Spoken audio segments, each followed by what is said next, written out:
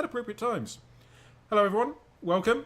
I'm Zaprobo. I'm the admin and owner of WildStar Central, and I'll be your host for this evening. Welcome to the brand new TeamSpeak server for WildStar Central. Glad you could all make it down for this continuation, really, of the WildStar Town Hall arrangement. We had a couple of sessions last year, hosted by Late Night Dominion. They've fallen by the wayside, so I'm picking up the gauntlet and taking it on from here. We're going to run down each of our participants here. They'll introduce themselves, their kind of WildStar community, and we'll, once we've got that out of the way, we'll kind of run into actual WildStar kind of discussion. So first up, let's get Vic on the mic. I hate being first on these things. I'm Vic Van Meter. I run the Blazing Saddles on Avindra, and I also lurk on the forums and annoy people there. Alright, thanks Vic. Let's head over to Divinity. User joined your channel.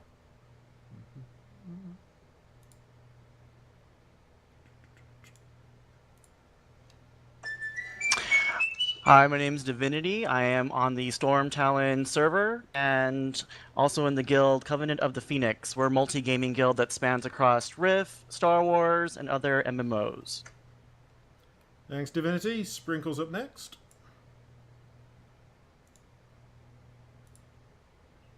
Hi, everybody. I'm Sprinkles, and I run stuff with Sylvan and Pyro for all of the WildStar core stuff. I write for them, and I'm currently on Caretaker with Spellsinger, 50, I guess, and I don't know what else to say. Yep, all good. Alright, who we got next? Livid. Livid Hatter. Up you come.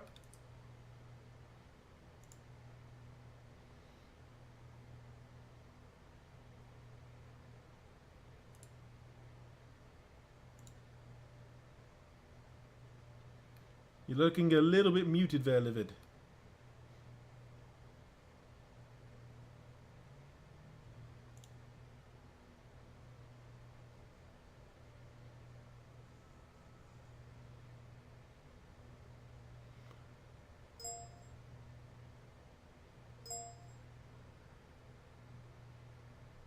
Alright, Livid's having mic issues, so we'll drop him down until he's available again.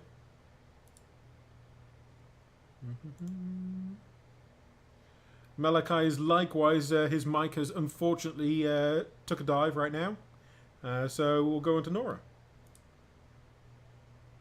I'm Nora J. Davis DC on Twitter, guild leader of Veritas on the Avindra server, Go Team Avindra, and also for anyone that was following like the Crazy Osen Lady and some of the lore-based events, I'm trying to work on those.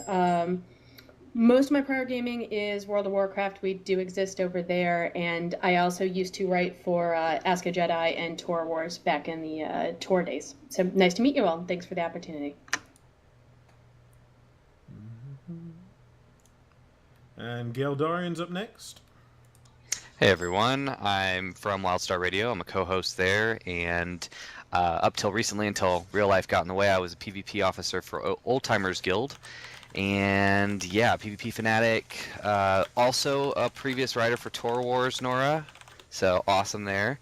And yeah, just been around for a while doing stuff with Carla and Seamus over there at WildStar Radio. So.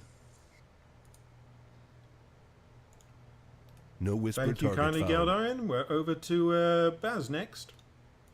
Hey guys, my name is Bazil. I do a YouTube show, mainly covering the just news and stuff for WildStar. It's called WildStar Wednesday, so happy to be here.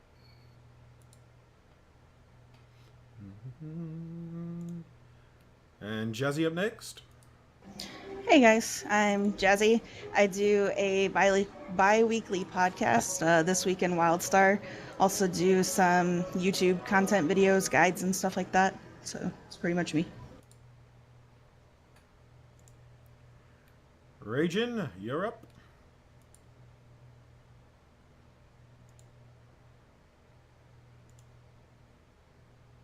though you are looking a bit muted.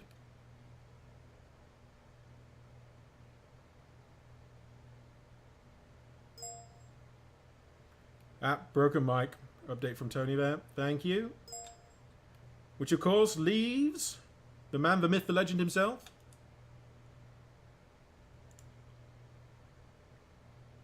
Hey guys, how's it going? My name is Tony. I hope you've heard of me, tuned into the Nexus Report every once in a while. I'm the host there and your community manager for North America. I'm excited to talk to all you guys.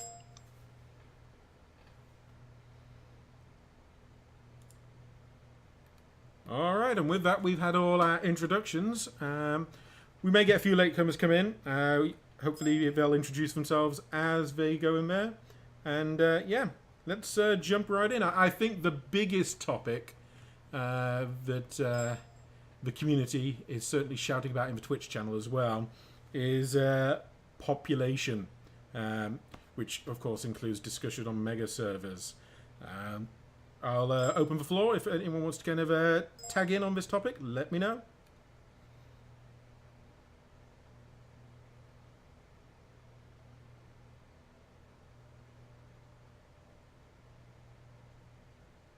Let's save the way this functions. Just tag me in a message requested and talk I'll power.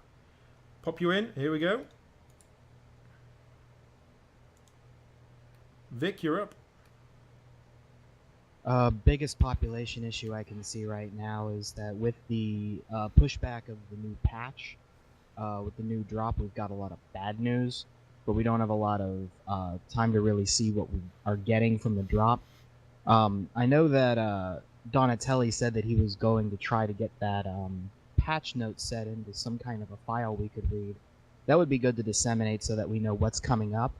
It'd be great PR material that we could use to get more people back into the game, or at least, you know, excited for whenever Drop 2 comes in, whether that's late October or early November.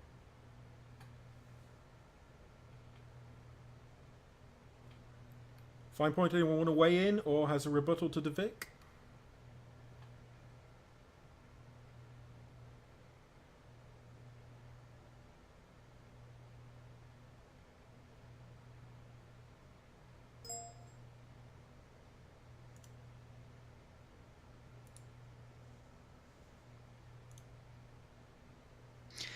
Yeah, so I also wanted to kind of chip in on population issues, specifically with PvP.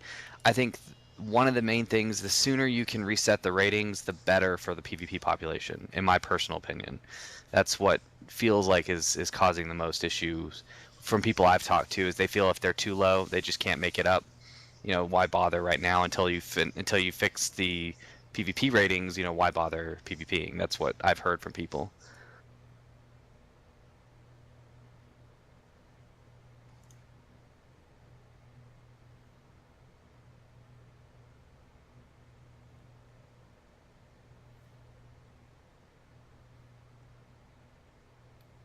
I've got a request from Twitch chat here that we kind of go open mic.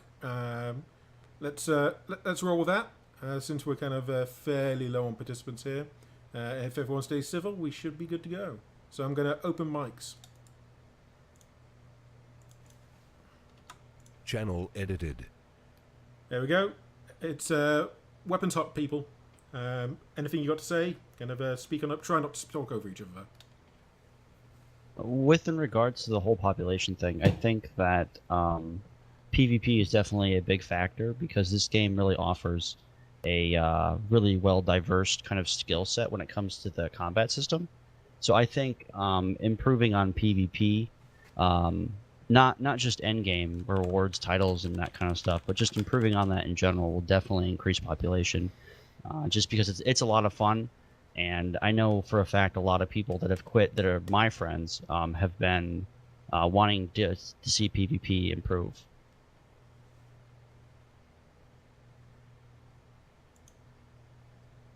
I know it would also help if we kind of had some... I know that Donatelli in the Nexus report had mentioned that there would be some sort of subscription rewards program that was coming far down the pipeline sometime next year.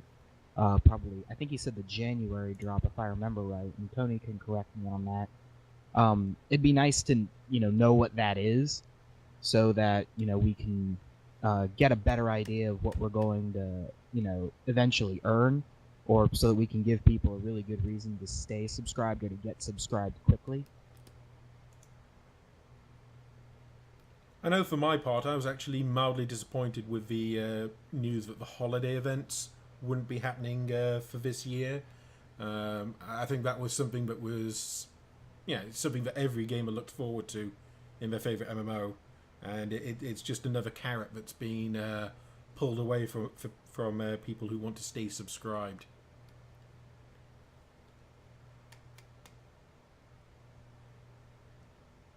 It would help if we got something at least for this month, maybe with our monthly rewards.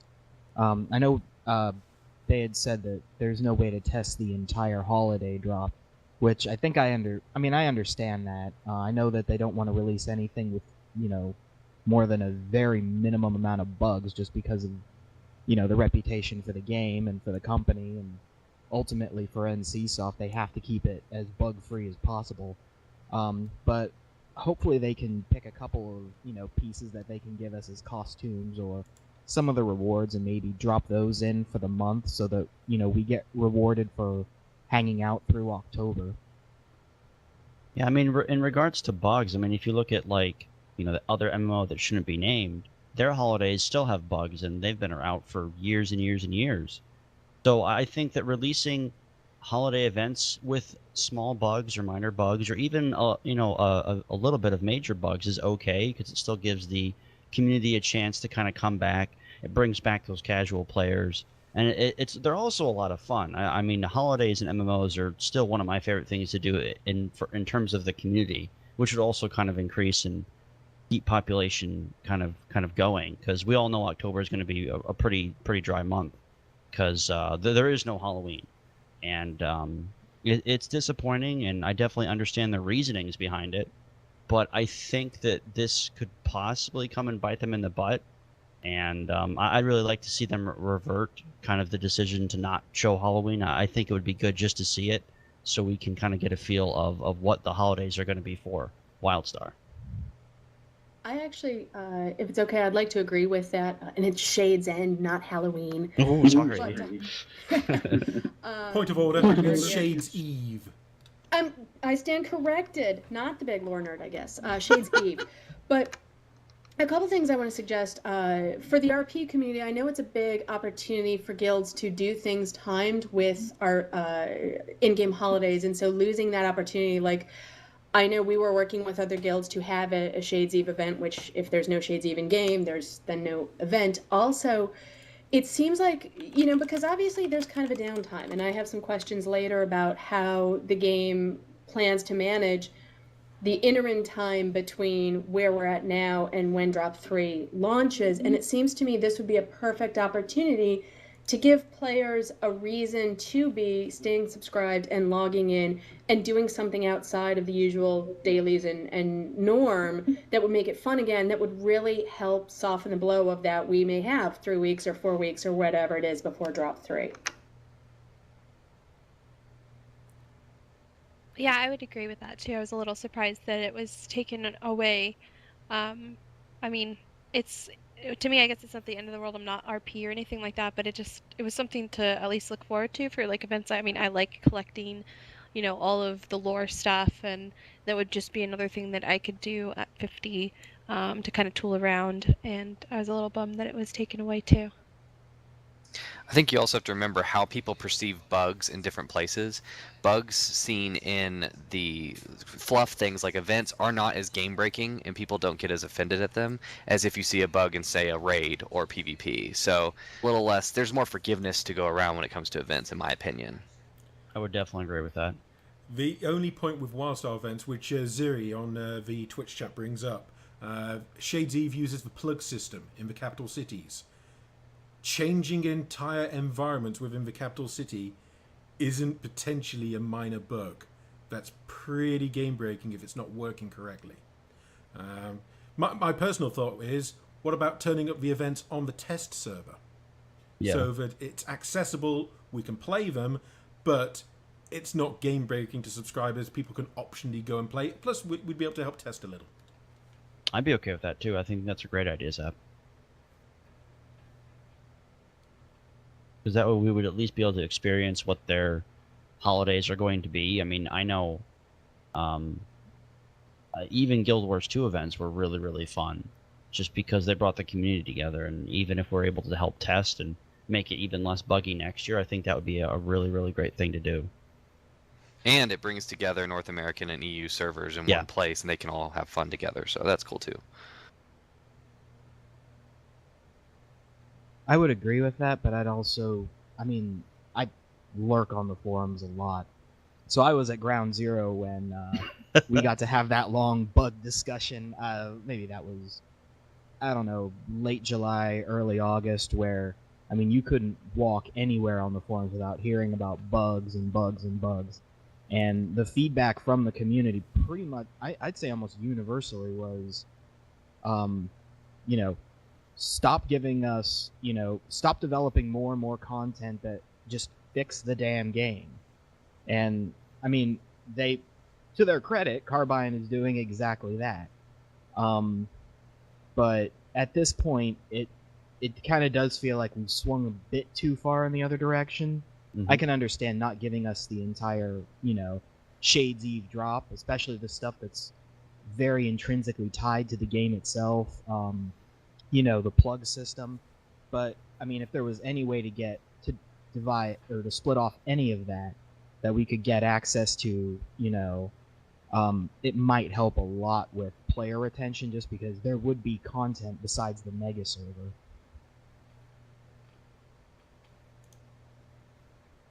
All right, folks. Any last thoughts on game population and mega servers before we move on to the next topic? I don't know if this is, it's kind of population based, but with the mega servers, I'm wondering if they're going to allow a higher cap for guilds, because I've already heard that the cap is already kind of brutal anyways, just on regular servers, but then to have the cross, I'm wondering if it's going to be increasing the cap or how that would work. Add to that circles, please, because the circle cap I think is only 100, which is very small. Yeah. Yeah, we've had OTG tried to do an alliance with another Mog Nation, 2 very large guilds, and we were going to use a circle for that, and it was impossible from day one. So yeah, I agree with that. I second the circle thing especially.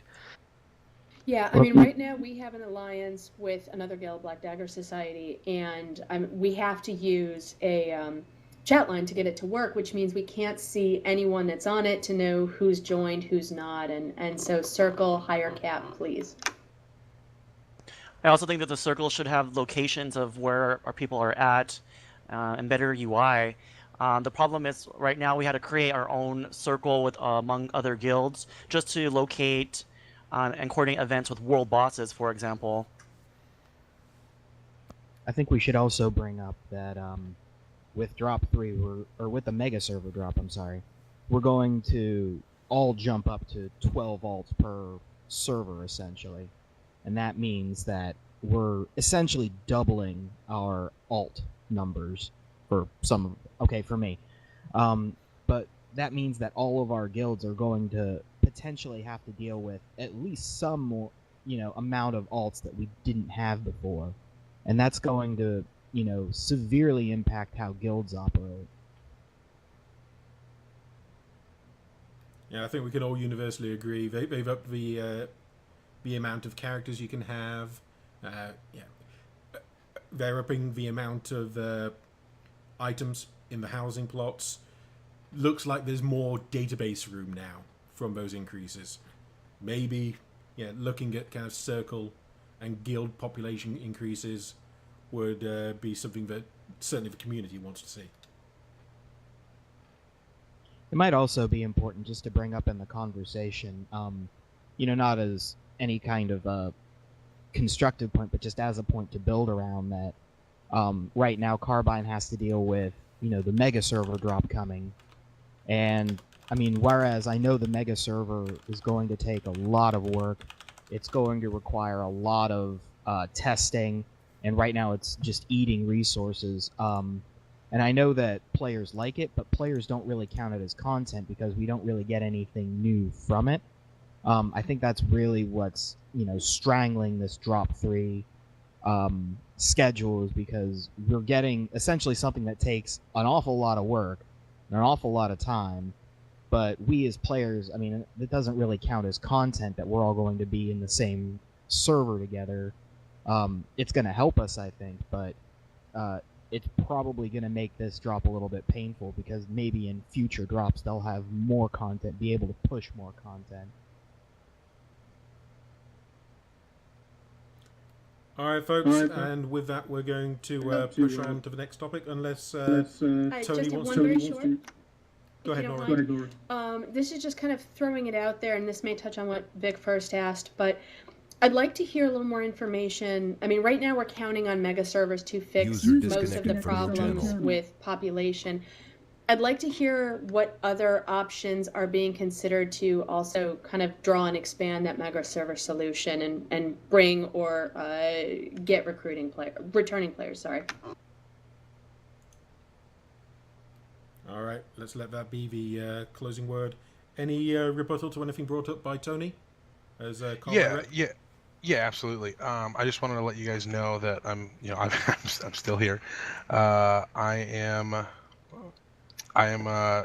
a doc open on my computer, so I'm writing down almost all feedback. Well, I mean, of course, I'm writing down all the feedback, but trying to summarize it as best as I can, so that way I have something functional that I can actually take to the development team and kind of pick their brains and see if there's anything we can do. Obviously, I won't know, or I don't have the answers to every single thing that's going to be discussed tonight, but I can say that I will be getting this feedback to the people that can, and trying to see what I can do for you guys as your community manager. That's kind of what my job is in a sense, and so I definitely want to do that to the best of my ability. As far as Shades Eve goes, it's going to be a tough sell to try and get anything out. That decision was made because of the drastic and just the how dangerous that would be to push the build as it was to the live game. It really would have messed up more things than worth at this point, and it just it sucks. It totally sucks, because I was really excited about it. I got to see a lot of the content that was in there, and I think when we can release it, it's gonna be awesome, and you guys are gonna freak out.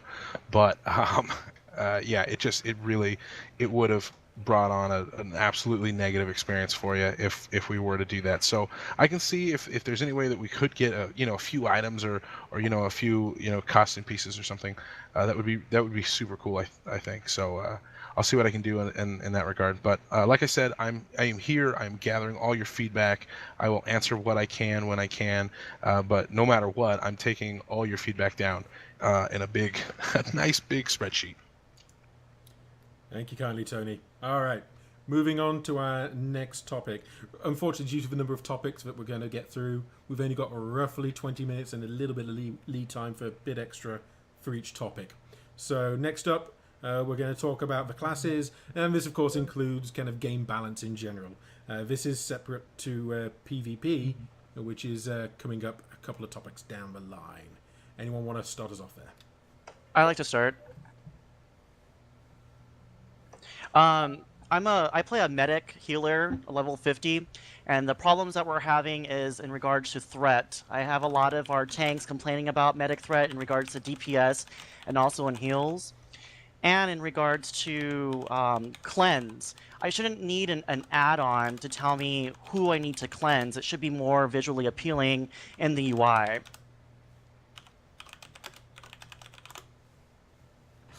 I would definitely agree with the visual cues for cleansing and debuffing and that kind of stuff. I know that the UI is not meant to be kind of watched because of the way that the combat system is actually there. But I think that some aspects of raiding, I myself am also a raider, so I think that some aspects of that is going to have to be reliant on the UI because there are so much effects going off all at once. So I think that If that's really the only kind of visual thing that is a problem to most people, personally, I don't see it being that much of a problem.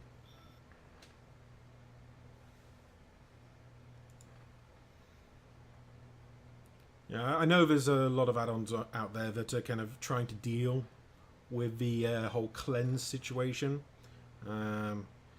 It's almost a UI issue more than anything else, because the buffs are there. It's just how it's displayed in game.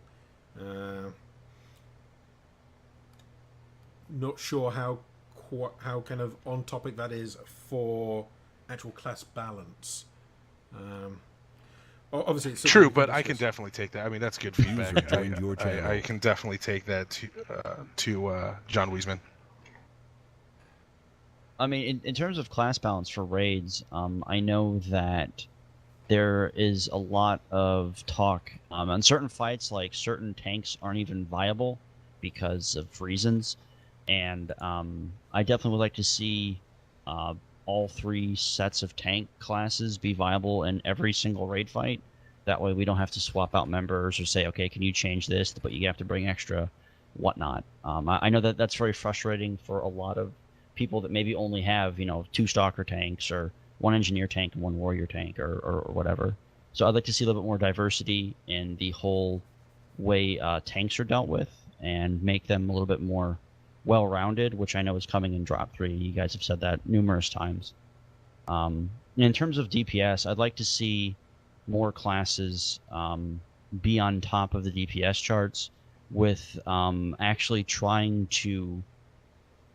I don't want to say work for it because that's kind of a sleazy term, but I'd like to see every class have some sort of complicated rotation, because I know there's a couple classes that just hit 1 to 2 buttons and it's really boring. And they just max out the DPS charts, and there's other classes that have to hit like 16,000 buttons, and they're barely scraping the bottom of the barrel, even if they have good gear. So in terms of I know the stat equalization is coming, and it'll be interesting to see how well that actually affects the whole overall stat archy. But I guess I just kind of like to kind of call attention to that. One thing that would also help is that I know that I personally don't play with the meta as much as I would when it comes to class balance and things like that, because I don't want to respec because it costs so much. So as soon as that gets lowered, I think I know I'll have a lot more fun figuring things out when it comes to class balance. So that's one thing that I've been concerned about recently.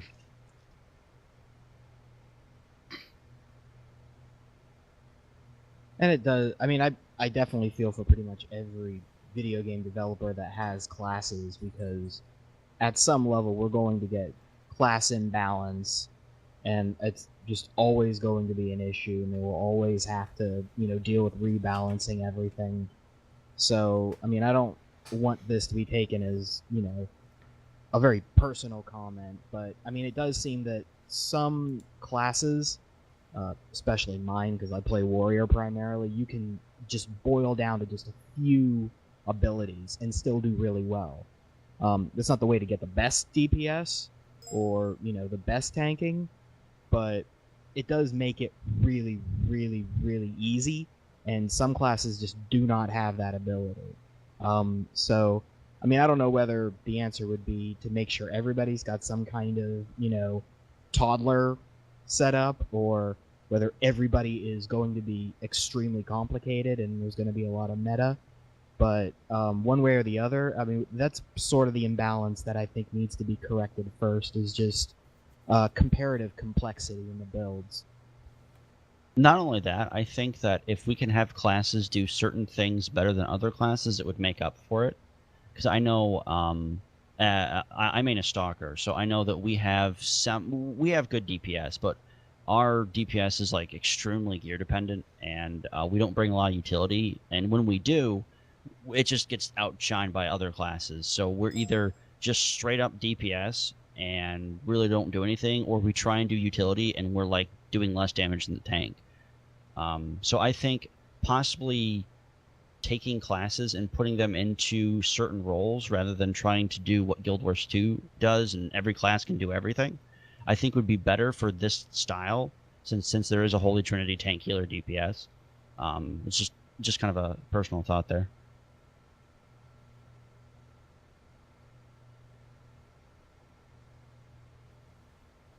It might be nice to have, you know, I mean, this might be very far down the road because it would take, you know, a lot of additional development. But there might be some value in adding sort of that red mage class, or, you know, that class that will, you know, doesn't do damage and doesn't heal and doesn't tank, but actually buffs everybody else to the point where you can survive a raid, and they're necessary for, you know, progression, but, you know, they themselves are sort of just, you know, a raid buff and maybe, you know, monster debuff, things of that nature. Yeah. It seems like with the class stuff, at least, they seem to be listening. I mean, with the class forums, most of the class forum leaders are posting on the forums to let us know, which is nice, but I can understand wanting a little bit more information on exactly what they plan to do in the future. I have another suggestion in regards to the drops. Every time there's a drop and the classes are drastically changed in regards to their skills, there should be a free respec for that, not just roll it out and then we have to pay for the respec based on what has been changed. Sorry for popping in here. Can I add in? Yep. All right, I'll take this. Yes. With the complaints that you guys are bringing up, I agree totally.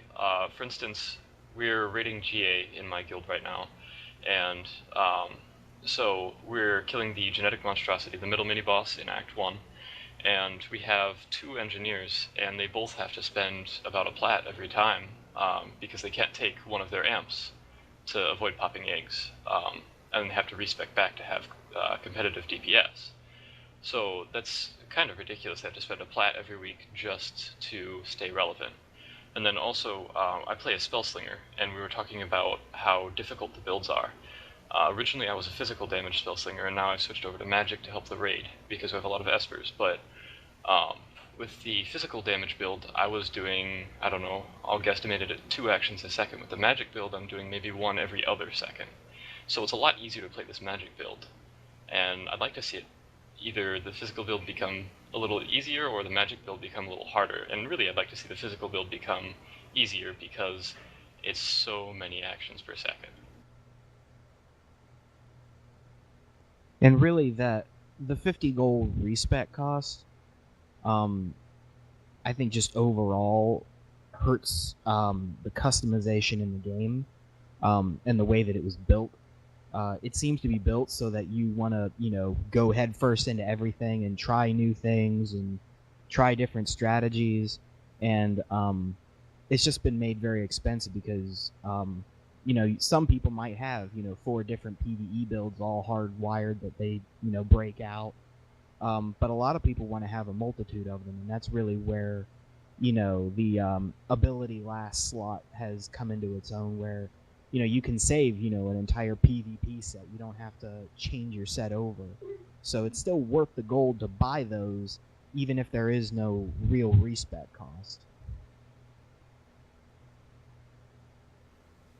Another thing about balance I want to talk about is the healing. I know that medic healing is supposed to be kind of in your face, and they're extremely good melee group and tank healers, which is fine. But I'd like to see the other 2 classes kind of bring up to par on terms of healing. I know the Spellslinger is generally not taken into raids for heals. At least my raiding group just uses medic and espers because they just have such better healing. So I'd like to see, in terms of like PvE balance and how endgame kind of goes, I'd like to see the Spellslinger kind of get up to par with healing. I know they have a lot of really good single target heals, but the problem is trying to target the tank is next to near impossible in pretty much every fight for GA because of the positioning, and you have to usually kind of make a circle around the boss to make sure you're not getting hit, especially if you have a lot of stalkers and everything else. So I definitely like to see that aspect of the class balance in terms of healing kind of bring everybody up on par, or again possibly make the Spellslinger a kind of a line healer rather than a healer that focuses on whatever their spell hits the first X amount of targets, and just have all the people in their telegraph get healed for X amount. I don't play a spell slinger, but I know that that's been a lot of complaints for a lot of people that tried spell slinger healing. I heal as a spell slinger in our raid as well as DPS, whatever we need at the time. And I haven't tried single target, but the AoE feels bad because we have 3 viable spells, and those are Salve, Void Spring, and Sustain. And you really have to spell search all of them except for Sustain for them to make any kind of difference. So even if we were just to get one more AoE spell that was good, then it would be helpful a lot.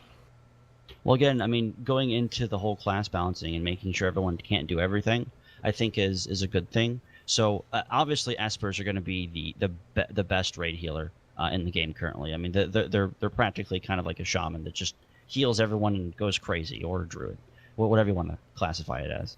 But I mean, in terms of making each class separate and having their each little niche things, I think taking the spell slinger and turning it into like a paladin that's like just really, really good at single target healing, and you got to have those kind of healers in your raid. I would definitely like to see that again, just kind of going off of taking classes and making sure each of them has something unique to bring to the table, rather than just kind of compiling everything into each class and then everyone can kind of do everything semi-good. I would definitely be okay with that, if it was done right, obviously, but I think that the only problem then would be that we'd be competing with medics for the single target heal, so you'd have to look at medics maybe if you wanted us to be the go-to single target healer. Well, medics are kind of just ridiculous at this point when you compare them to the spell slinger. I mean, I remember running just veterans with me as a DPS spell slinger, another DPS spell slinger, and then a healing DPS or a healing spell slinger who's pretty good, and we had problems getting through just DPSing as well. So I think that there's just an issue there both ways. I also think that in regards to the classes, that some of the skills need to be more clear. For example, if you're a casual player and then all of a sudden you get to 50, and then you do veteran Skullcano, and then the first boss that's in there you need to have multiple interrupts. A lot of the casual players do not understand what an interrupt armor is. And it's not because they don't necessarily know their class, it's because it's not really clearly defined in the UI or the type of skills that they've been using when they've been leveling up. And they also don't understand, for instance, with warriors and their blind grenade, that doesn't interrupt, it just destroys an armor. Yeah, the spell slinger doesn't really have an interrupt. It's all just, you know, the other ladder. Well, we only have one that isn't an interrupt, and that's Arcane Shock. That's an interrupt. User disconnected from your It channel. only interrupts if you cast it and they don't have an interrupt armor before they start casting. So like if Oh, you yeah, have one, then yeah.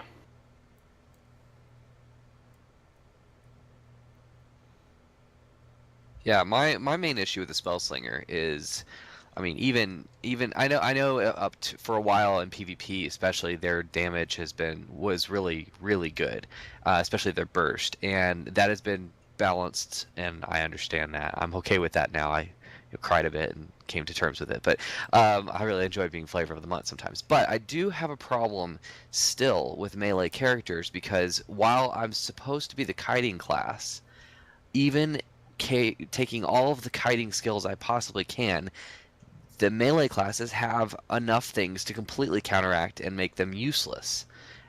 And so, you know, like slows and things that are almost too powerful. And so I can't kite, and that's my only defense. And once people catch up with me, I'm dead. So that is one thing I'd also like to see, is even if we need to rebalance their burst even more to make them more survivable in a kiting sense. I don't know. It feels like survivability when it comes to a spellslinger is either you don't get hit or you manage to CC and kill them first. Like, that's the only thing you can do, but slows and roots are not enough. Do you still have that complaint when you're running phase shift? Yes, phase shift is the only thing that actually ever keeps me alive for any period of time. But even in arenas, like, once I've blown phase shift, if a warrior's on me, I'm dead in like 15 seconds. Okay, I don't know. I haven't done PvP as a spell slinger really. Yeah. Well, I mean, in terms of your kiting ability in PvE, though, I mean, there's really no problem with that because you shouldn't be getting hit anyway, right? Oh, there's not. I feel like, I mean, the way that I run my DPS spell slinger, I have several ways of getting out of stuff. I'm usually the last one alive, but I don't know. Yeah, I mean, like, because every class has a leap or multiple leaps, or you have your dodges too. So you can't just rely on your skills. You have to rely on positioning and making sure that your dodge is up. Well, true. I know. Yeah, but I mean, like, what I'm saying is, the two things that was kind of the proposed system was that we were the snare and roots. That was our thing. Because if you think about it, our stun is attached to our gate, to our leap out of the way. So we blow that one way or the other. We can either use it to burst someone down or to get out of dodge, and so it limits our utility somewhat. That's my main concern there. Is that In PvE too. Yeah. Like with Kirillak, for instance, in GA, it's difficult for a spell slinger to get out there and interrupt her and get back because you have to run spatial shift and gate for the movement and spatial shift for the interrupt, and that kind of cuts into DPS. Exactly, yeah. And I love the uniqueness of things like spatial shift and things like that. But yeah, it's not been as effective as I wanted them to be. I guess they could use a little tweaking, not overpoweredness, just a little tiny, 5% boost in snare. Maybe start with that, see where that lands. I mean, you don't need a whole lot to really feel an effect sometimes. So All right, well, class balance PvE. Let's get back on topic. No I whisper think target found. one of the thing you can sort of see what Carbine was doing. They created 3 healing classes that essentially were meant to be completely different. You had medics who were short range and essentially standing almost in melee range, but they had wide, healing bands so that they would be able to heal pretty much everybody while they were standing there. They would just also have to know how to dodge melee damage. And spell slingers initially were sort of a more mobile, long distance healing class, and then espers were meant to sort of stand still and throw the spells single target. But that's changed since espers have changed, and I think that's what's really hurt spell slingers in the long run is that now that espers aren't limited by the range that they have to be at and how stationary they had to be to throw their spells, it's made spell slinger almost nerfed by default. So maybe they just need to redefine a new niche for spell slingers to fit in as far as healing and DPS.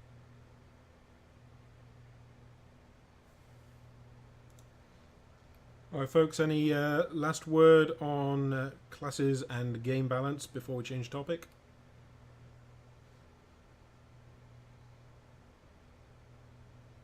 Real quick, sorry about that. Real quick, so I will be obviously bringing all that to the devs. I would think something that I'm going to suggest, and tell me what you guys think about this, is doing a Reddit AMA with the class team, especially since Steven Meerkat on the forums is still new to the lead class designer position, and I think it would be really cool to have a Reddit AMA with him, kind of explaining how he sees class design and the balancing system and where he's going to take things.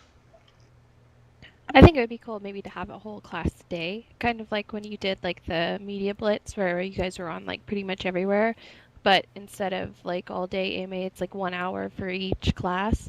Because I feel like a lot of people are very their class and they have specific questions, and so trying to get everybody on there, but maybe doing like 1 hour for each class would be really cool to help out people with questions.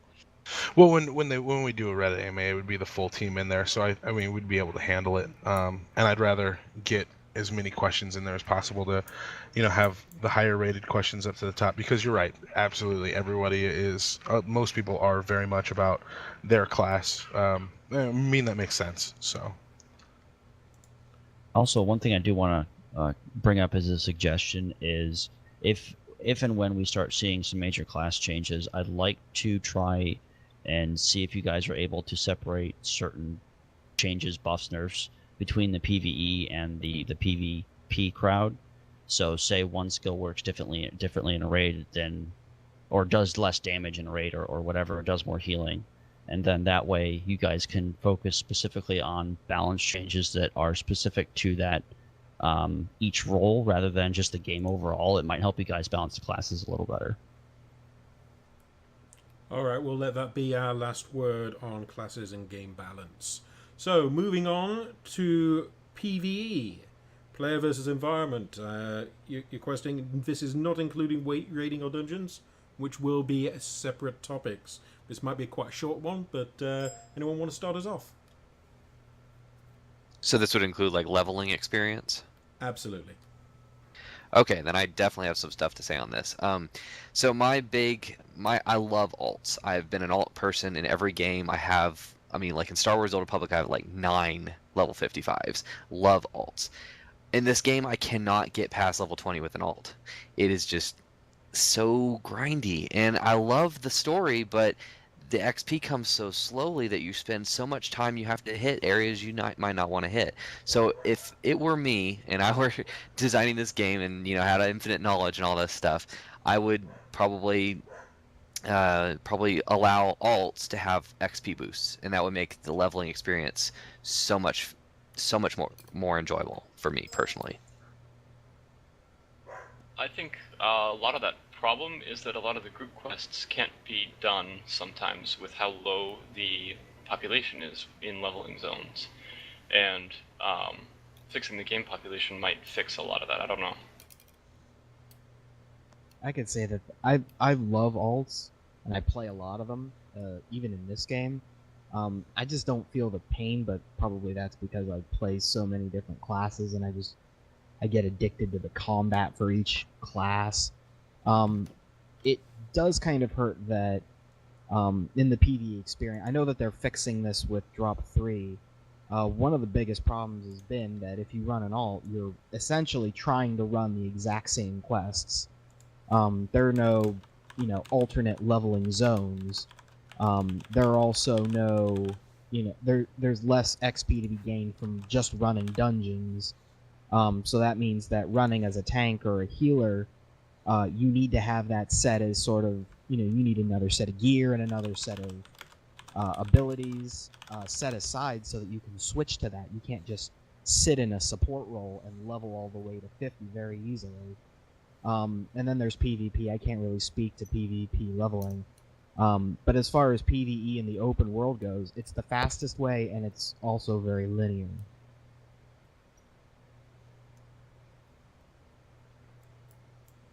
Definitely second the interest in having more than one zone per level range. Now, I would say that is, for me, very low priority, considering fixing all the other issues in the game. That would be a nice to have in maybe a year, maybe 2, but it's a nice to have. One thing I'd also like to see in terms of leveling progression is adding more rewards to achievements. And this is something that me and Jazzy have been talking about a lot through Twitter, DM messages, and Skype. And it's something that I think that a lot of other MMOs have done very, very well. And I'd definitely like to see achievements give more than just titles. Because titles are cool, but I really could care less about the 50 billion titles I have. I've been using Speed Racer since I've gotten it, so there's really no point for me to get more titles. I'd like to see maybe some mounts, maybe some cosmetic gear, maybe some cool account-bound potions or in-game decor or that kind of stuff tied to achievements that you have to go kind of out of your way for. An example I would give is one of the achievements in World of Warcraft, Ergo Crater, where you can get a kind of an Easter egg that has the Zelda boomerang and that kind of stuff, and you get an achievement for it, and you get a really cool piece of kind of gaming history inside of a different game. So I'd love to see some stuff like that. Absolutely agree. I agree as well. I wouldn't even mind having like something like an account XP. So for example, if I was to like roll an alt, not only am I getting XP on the alt, but also on the account as well, and I can turn that account XP into like rewards, like Elder Gems or something I can purchase with, so that it gives everybody an incentive to actually to roll an alt, learn a different class, and then lots of more replay value for the game. More to the point, I think that leveling gets a lot better as you're playing if you're constantly being distracted. If you're just trying to fly through the questing series, especially if you're just boiling it down to the ones that will level you the fastest, I think we've all found out that that's usually the worst way to do it if you want to have fun. But as far as diversions go, I mean, some of them we haven't really been able to do because, the game population dropped, at least in those zones especially. So there usually aren't 5 people around to do the 5-mans, and there usually aren't 20 random people you can put together to do world bosses. And so maybe mega servers will go a long way towards fixing that, but it'd also be nice to just throw in a lot more, just random events, random idiocy that you can get distracted by and get serious rewards, serious experience from, so that as you're leveling, you don't know where all the experience is coming from because you just keep getting distracted from the actual quest chain. Sorry, go on. One thing with somebody mentioned the achievements and the cosmetic stuff. You guys already have a lot of Easter eggs in the game, and they're really cool to find and go to, and you could just link achievements to getting to these places and link those mounts, those cosmetics with those achievements, and you wouldn't really have to change the game much. I would agree with that. One thing I will say, I've found it very challenging to be able to identify successfully what achievements or accomplishment lead to what titles, so maybe some UI fixes there. People will ask me, how'd you get this title? And sometimes it's not always clear because the achievement doesn't show up, so that would be one thing. I would respectfully disagree on the having things carry over to an alt at this point in the game. This is a very young game. Maybe I'm just too old for my own good, but I think right now, this early on in the game, it's not that you necessarily need things to carry over to an alt, in terms of, again, thinking about all the other things that need to be done for the game. But I do think making it clear how you understand how achievements or accomplishments are earned, how you get them, what you get them, so you can look up what you would get them before you get them, and those kinds of things would be really useful. And it would be a good way to, again, retain players either while they're looking for raiding guilds or raiding opportunities or getting there or fill in the blank. And I know that, I mean, we're all kind of sitting in a holding pattern waiting, because a lot of the things that we're even talking about may be addressed in this drop or the next. I know that Donatelli touched on a lot of that in the Nexus report already. I know that I played the PTR changes when the drop was on the PTR for Spellslinger, and I didn't really experiment a lot with them, but from what I saw, they were really, really cool and addressed most of the problems that I have with Spellslinger as a class right now. I did not try healing at all, though.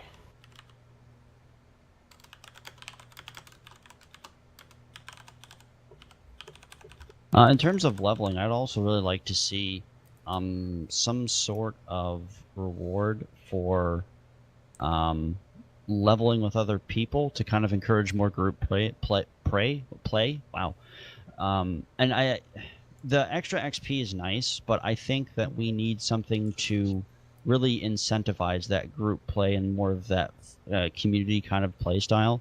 Because I found myself, even when the game launched, just solo leveling, and unless I needed some help questing for a 5-man quest or something. So I'd like to see some sort of incentive to group with other players, maybe some cool chances to drop in-game cosmetics, or maybe some cool housing plugs that I have to do with group play or something. I don't know, just kind of throwing that out there.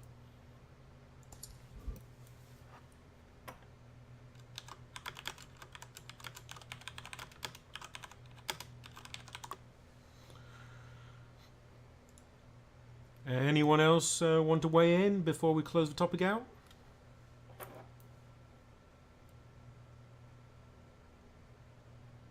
I'd just like to reiterate how much I want Donatello's patch notebook. Well, the bulk of those patch notes are out there on the PTR server. If you go through the PTR forum, or even on WildStar Central, we list all the PTR test notes. And if you look through some of the older Defile ones, that is a lot of what he's got him at. But I'm sure there's extra, and yeah, we'd all love to get our hands on, I'm sure. Any last word from Tony before I move on? No, you stole my what I was going to say. Yeah, check the PTR notes, definitely. Alrighty. Thank you kindly, everyone. We are now moving on to PvP, battlegrounds, arenas, all that fun and good stuff. Who's going to start us here? I personally like to say that I think what the PvP scene needs now is some way to create custom arenas and do a spectator mode to incentivize some sort of community-run tournaments and get the community hyped for PvP again, because doing arenas by yourself is all in fun and can be infuriating at times, but watching someone else that's better than you and watching a group of people, maybe like a 5-on-5 or a 10-on-10 or something, or even having war plots have some sort of spectator mode and being able to watch guilds battle each other is something that I think would go extremely far and help boost the population and get people a lot more excited for PvP and just the game itself, because I truly believe that WildStar's best feature is their player versus player mode, mainly because of just the way the combat system is. And I think that if we can watch that and watch people that are clearly better skilled than the rest of us, it would really help kind of boost our numbers a little bit.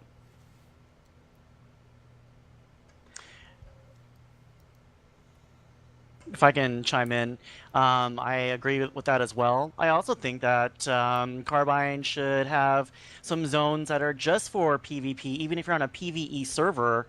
I mean, I've never even been to a war plot before. I don't even know, if that's because of the population or what. But, there has to be a mix of queuing up for PvP and also world PvP. I would say that would be lovely, and if it worked, and it typically doesn't. The main reason is it's hard to get people to all go to an open world PvP zone that is specifically for open world PvP by themselves, all at the same time of their own volition, and you have to incentivize that some way. And I know that way back when I was talking to Bardic about this at Arkship, she said that she'd like to see where people go naturally and try to incentivize that. So I'd like to see more expansion on that idea, where let's see where people have been interacting and fighting and try to put some open world PvP objectives there. And I know that's more long-term situation, especially now that we're trying to slow down the content and make sure the bugs aren't there. But I would love to see that at least on the horizon soon, because I agree, open world PvP is very, very important even on a PvE server for fostering that sense of community. So, and that pending war type feel, My only rebuttal to that is that generally never works. If you look at other MMOs that have tried to incentivize certain PvP zones or certain PvP objectives, it goes well for maybe 3 to 6 months, and then it just completely dies off, and it just kind of becomes a ganking zone or a low level, just, hey, let's all have fun at, Tarn Mill and South Shore and that kind of stuff. So I think that in terms of trying to incentivize the community to go out into the world and do world PvP, it only works on PvP servers. And if they did start doing contested zones, even that auto forces you to PvP even on a PvE server, the PvE servers aren't going to engage in that, because they specifically are playing PvE to not get ganked and not have to do that whole world PvP thing. So I admire the suggestion, and I've always been all for it, but historically and factually, it doesn't last very long, unfortunately. Yeah, they end up being ghost towns, and no one goes there anymore. And that's why you have to kind of go their tactic. If they'll do it, if you guys will do it, give rewards at least. Not necessarily incentivize, but give rewards for people who do open world PvP anyway. I'd love to see it too, but I also don't think it'd work that well.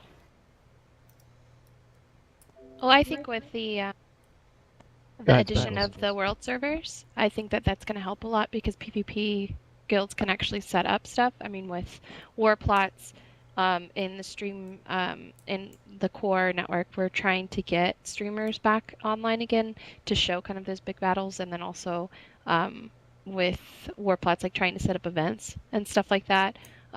So that we can get more community going, because before, with it all fragmented, I mean, even the core network, we all ended up on different servers in the end. So I think now that we're all coming back to one server, I think that should ease that a little bit, and it'll just be falling more on, I guess, the guilds, at least for the time being. But maybe, you know, server events would be really cool to see as well, that are facilitated by the GMs. And I didn't really want to, you know, bring up some of the stuff that I wrote a long time ago in some of the PvE treatise. I think I wrote it back in July or August. I thought that a really good way to drive up world PvP and PvE participation would be to give an alternative to daily quests, or to give extra Elder Gems beyond the cap for participating in world PvP and world PvE, depending on your server.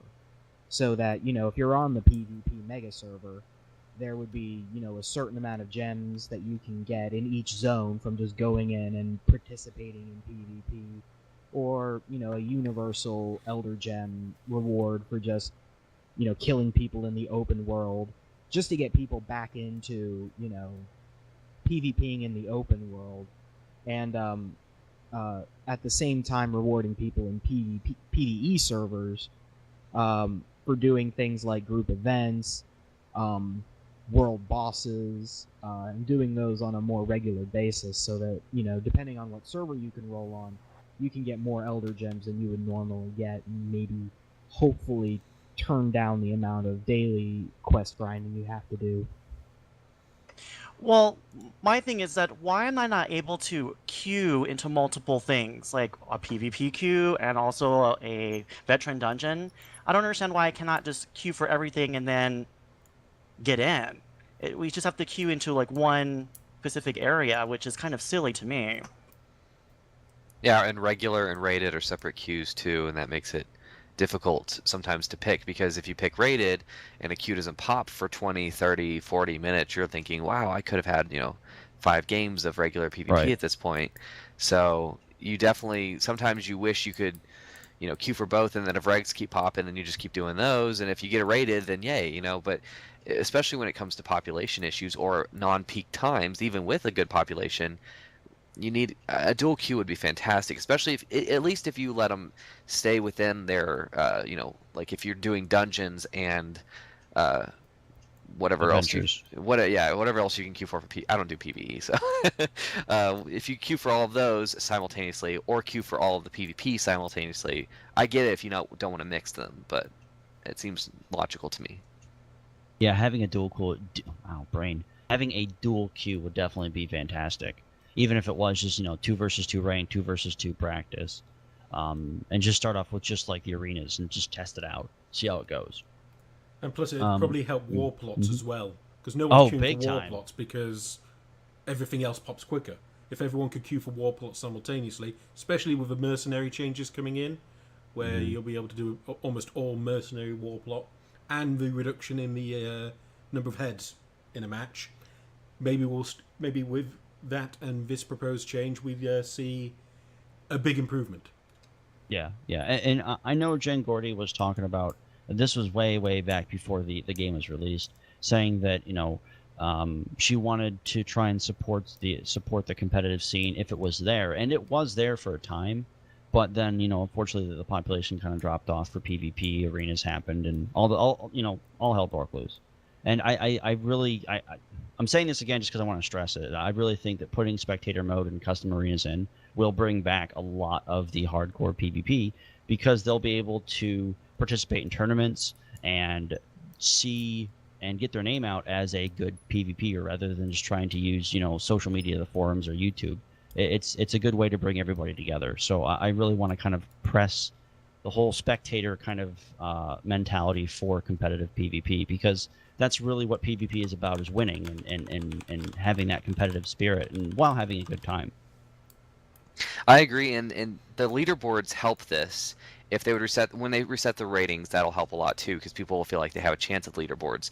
And leaderboards are a great way to do this. Spectator mode is also really good, but we also really need to address the kind of the core issues with war plots. And I'm hoping, like Zap said, that some of these issues with war plots, because that's their signature PvP style. Like that's something that no one else has really. And if war plots can work, this game's PvP will succeed. I mean, it's a beautiful concept, and they are doing some good strides to it. But what else do you guys think that they can do besides lowering the population requirements and allowing full group mercenaries? What other improvements do you think they can make on war plots? Well, I think the biggest problem with war plots out of the gate is that they are 40 on 40 content. And there were two problems with that as far as PvP goes, is that, whereas running Datascape is hard enough as it is to get a team of 40 people in, you don't have to wait for Datascape to queue against you. So a lot of the changes hopefully will help, but I think one of the biggest ones was allowing people in war parties to be able to queue as mercenaries. I didn't even know that wasn't an option until Jen Gordy brought it up on one of the Nexus reports. And the other one that I could think of offhand is, whereas for Datascape you are running two 20-man raids, and then you usually combine them together to get your Datascape raid, and you've usually got tiers of content back before that are very linear and prepare you for it. Most people just wanted to jump straight into war plots and could, but there was none of that build-up that lets you build the social group that you needed to run something of that size. And to make that work, I mean, the reduction in headcount is probably going to help. I think what might help is just making, half-size war plots and, allowing teams to run one or two of those at a time, and hopefully having that build up into the 40-man and having that, build up so that you have some kind of PvP gear progression. Just some way to kind of ease people into that 40-man war plot mindset, because it seems like it's just too much of a jump to get people who are, queuing individually and then throw them into this very highly organized, custom-built 40-man fortress against another highly organized, custom-built 40-man fortress. I mean, in all honesty, war plots is pretty much a upscaled version of what Sabotage was, and 15 versus 15 I feel works great. I mean, even if they want to up the cap to 20 versus 20, I'd be okay with that. I mean, I feel that even 30 versus 30 may be still too many people, too much going on for a lot of people to really kind of contend with. I know in Guild Wars 2 that World versus World was a big thing, but that turned out to be 100 versus 400 people and versus 300 people, and that was just a Zerg fest. So I think that if you can maybe control the numbers a little bit, while still allowing people to have those grand, massive battles like you do in Alterac Valley, or even Warsong Gulch has really, really good massive battles if you have a good organized group. So I don't think the number of people necessarily makes the game or makes PvP good. It's what they're given in terms of tools and how they're able to organize people. I agree, absolutely. I would like to point out, I know one person who was able to do war plots once a week for a couple of weeks there, and she loved it. The experience was amazing. I think the only problem that people have is getting to that experience. Yeah, I think more of the problem, it's not really the, running a 40-man, party raid to get into PvP. It's just the logistics behind it and getting, to run against another 40 people on the other side. So, I mean, I'm not really pro reducing the numbers by that much, because I think that what war plots were, and what, a lot of what they thrive on is their large numbers of, raids going back and forth at each other. But I think that in a way, reducing it might help. I think what might help a little bit more than just reducing the numbers would be, the changes they're implementing now. It makes it a little bit more flexible.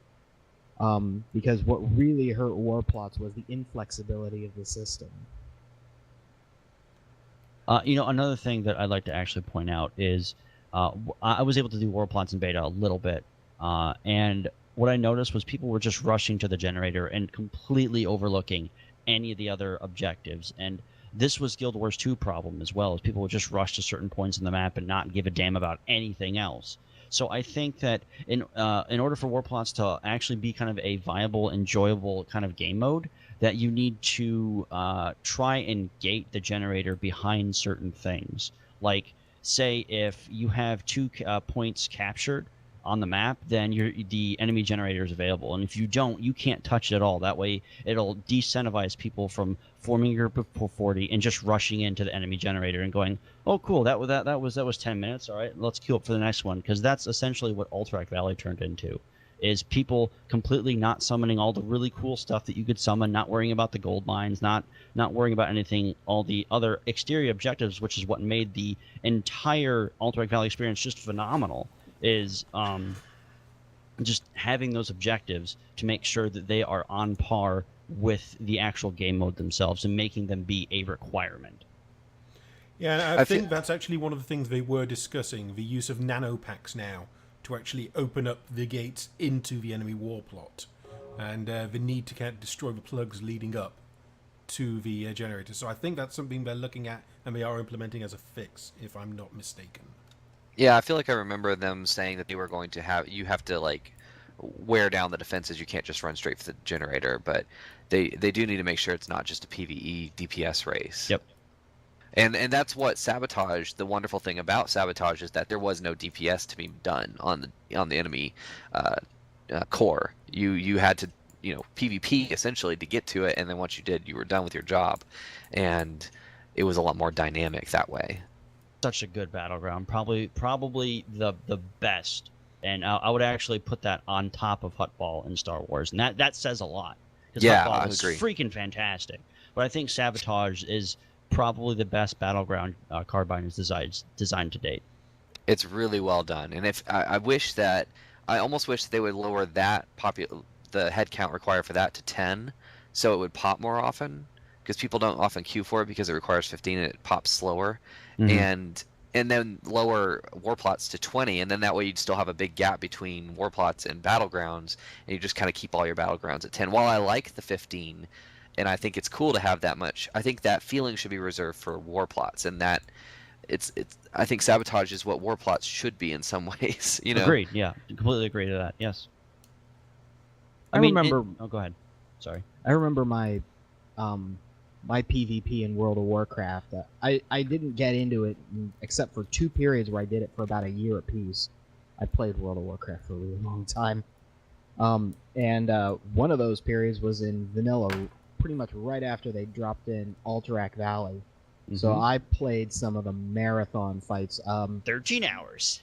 20 hours, I think, was our longest that I ever was in. But nice. I also played a 15-hour Warsong Gulch where we just sat on the flags, and I mean there was fighting going on all over the place. Both teams almost won a few times. I think what war plots could really benefit from is just slowing the pace of the game down. Because everybody is trying to blitz through, and I think that's kind of what Alterac Valley has become, is sort of this, race to the end, do as little as possible, win as fast as possible, so that you can restart it, because there is no real reward for, actually engaging in the PvP, just for winning. And maybe war plots could benefit from that, for being, in a way, slowed down, and maybe taking a much longer time to complete, so that people who do these things, they come out of it, even if they lose, with way more rewards than if they would have queued for a smaller battleground and even won, just because they've put in the time to organize or to jump into this big group and to participate for that long. It might be best to reward them comparative to that. I wouldn't mind double prestige weekends. Yes, that'd be sweet. All right, folks. Another another way to get people to queue up for the longer, larger matches is to make matches reward. No, that wouldn't work, I guess. I was going to say make matches reward more prestige as it goes on, but then you'd have people just farming, Yeah. just sitting there for 50 minutes and then attacking each other. Well, there was one good. I know Zap wants to wrap this one up. There's a good suggestion in Twitch chat where they were talking about dailies or like XP bonuses for queuing up for different war zones, or even for hitting that random button. You know, have an XP bonus, a static XP bonus or prestige bonus for queuing up for a random battleground. That would help a lot too. Alrighty, we'll let that be our last word. Thank you for all the input. Tony, any rebuttal before we move topic? No rebuttal. I mean, it was great stuff, especially all everything on war plots. I really appreciate all that. It's I don't disagree. There's a lot that can be done there, and so I'll be definitely taking that forward. Alrighty, thank you kindly. We are moving on to raiding. 20 and 40 man raiding. Who wants to start us?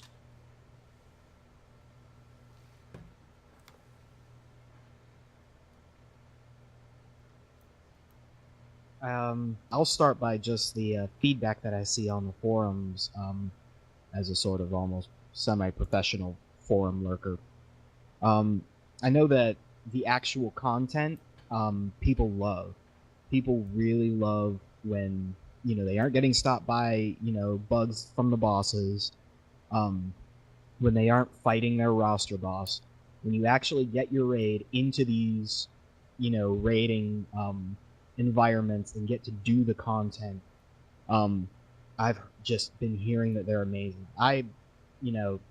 Since I'm a role player, run a role playing guild, and I am really casual, it doesn't really help. I haven't really done them yet, but I do know a lot of people that do. I know that all the criticisms of them are usually related to logistics and system support, which can always be improved.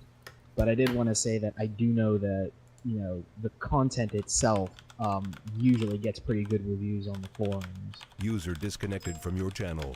Yeah, I mean, in terms of the way that the raids are executed and the way that it does take 20 people to not be complete and total morons is awesome. And that's something that I have missed from raiding in, a long time. But I will say that the attunement is not the best when it comes to allowing casual players, which we all got to be honest here, casual players is what keeps an MMO alive. If you like it or not, that's the reality of the situation. And I think that removing some of the gates for attunements to get into raiding needs to be addressed. I know that the rep grind serves no purpose whatsoever. And the world bosses, I personally feel that, and this is just might be a little bit biased because I had so much trouble with buggy world bosses trying to get attuned for freaking GA. It was frustrating. And I know that a lot of that has been fixed, and you get credit as you kill world bosses. But there's no incentive to kill world bosses as a casual player. And this is just kind of something that I'd like to see the attunement completely change and be more focused on doing certain things in dungeons, doing certain things in adventures, and leaving it at that, because those are what teach you the fundamental basics of the combat system and working as a group. And I know that Carbine's working on tutorial dungeons and that kind of stuff, which also I think need to be tied to the attunement.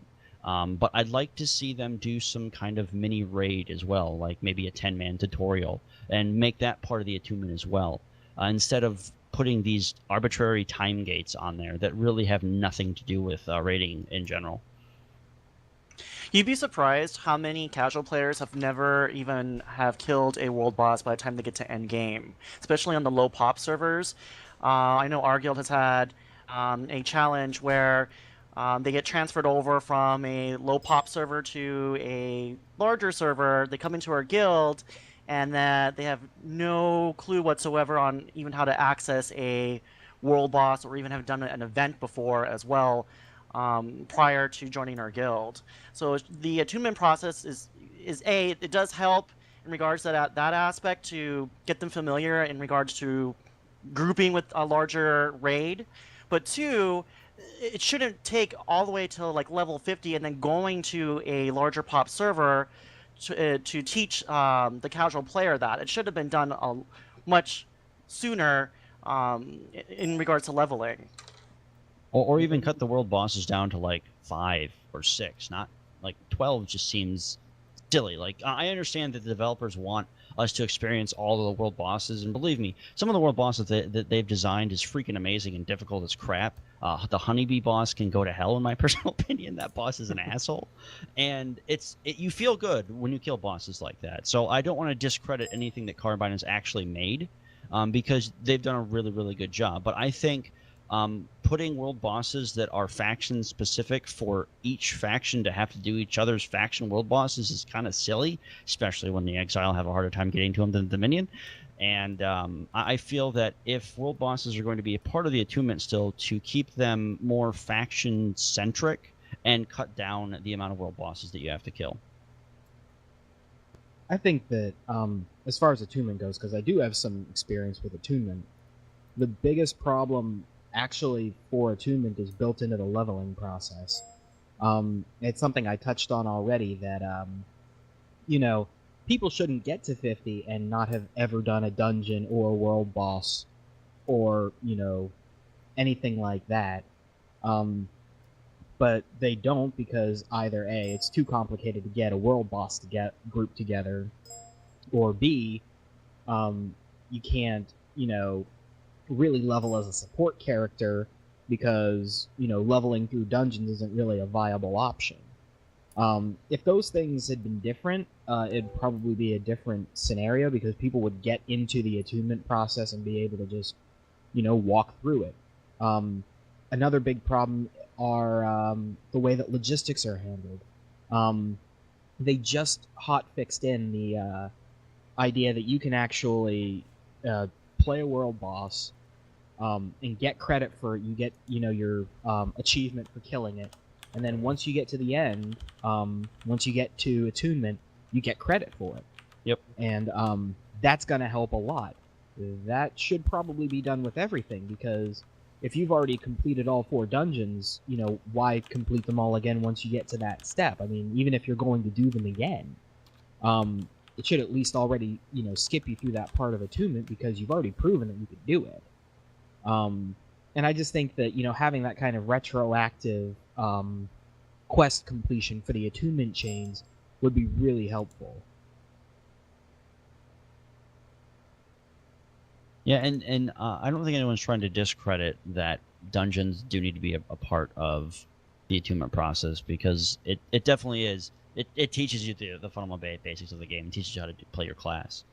But I don't know. I feel that if attunements are going to stick around, they need to be more casual friendly, but also include the skill ceiling that you need to achieve in order to get into GA. Because I'll be honest, I don't want someone that's never done a dungeon in my GA raid, because they're going to wipe me 6 ways to Sunday, and I'm just going to get pissed. Well, speaking from a casual standpoint, as I am king casual myself, I mean, we've already, we definitely have announced the changes that are coming with dungeons specifically to kind of help that, the level 10 kind of practice dungeon that we're going to be leveling, so people at an early stage can start getting better at running a dungeon and knowing, exactly what they're supposed to do.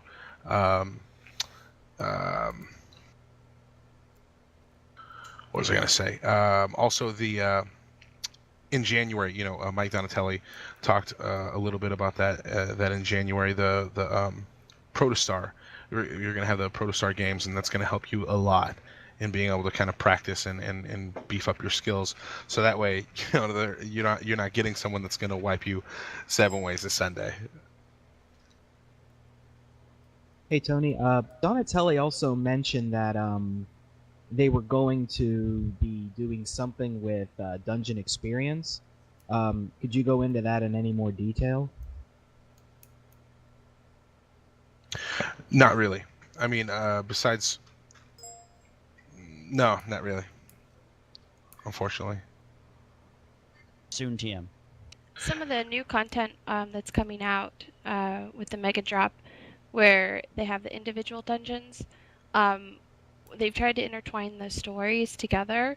I was at PAX, so I was able to see it firsthand and go through the gameplay and the lands and things like that.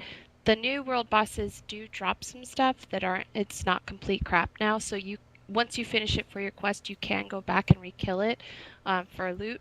Also, with the individual dungeons, they've shrunk down essentially some of the telegraphing and other things that um, are hard in the raid, but made them single player for the dungeon so that you can actually kind of experience it, but not in full force of 40 man.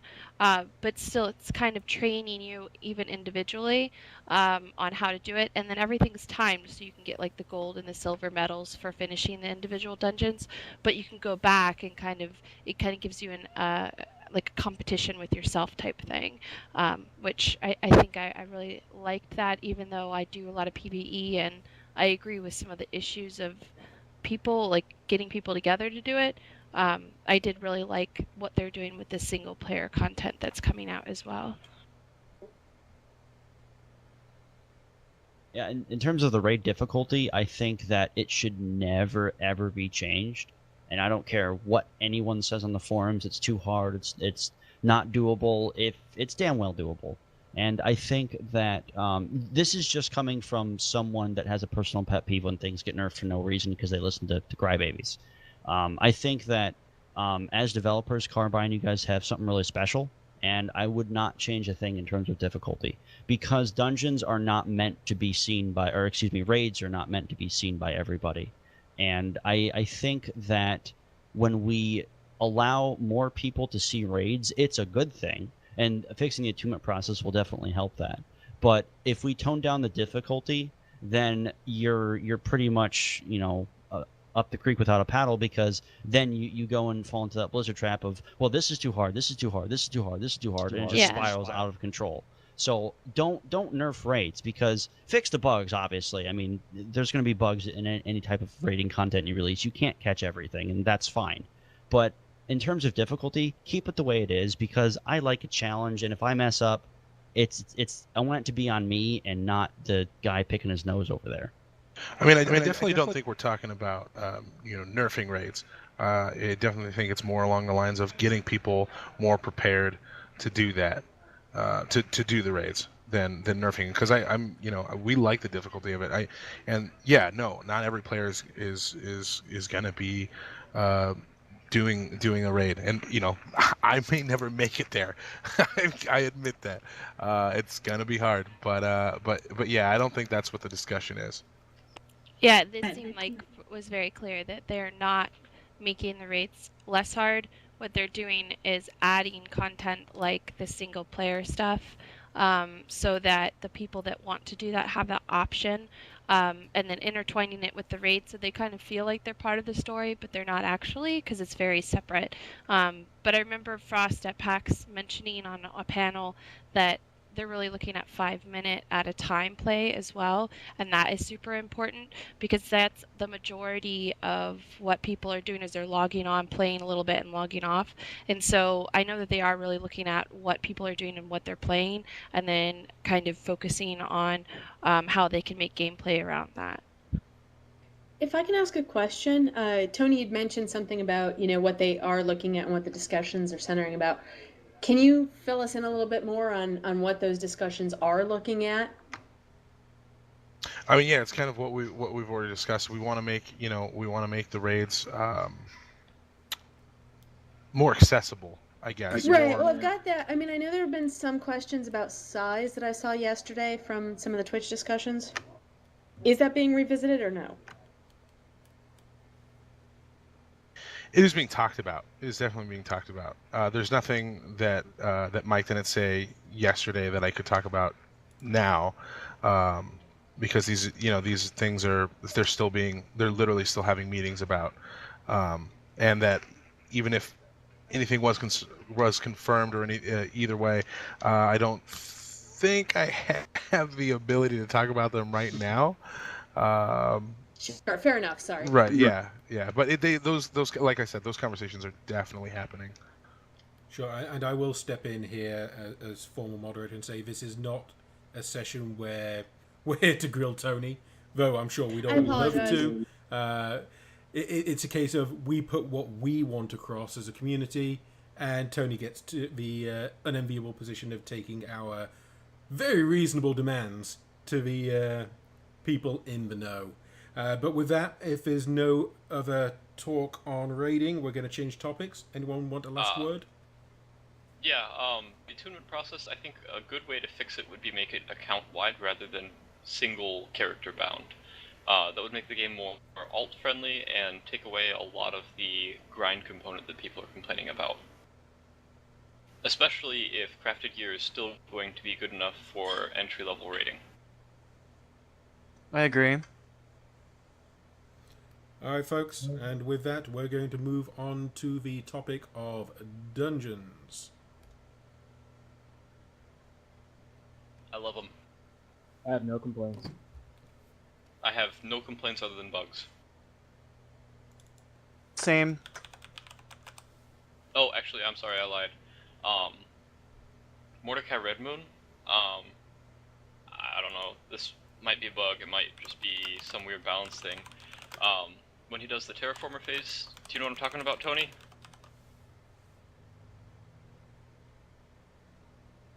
No, I do not. Okay, the boss spins up into this giant machine, and basically you have to do an obstacle dodge while running forward as fast as you can to avoid these laser beams that are chasing you. And these obstacles, they rain down from this giant machine, and there's this circle telegraph that appears, and those are all the obstacles are these circles.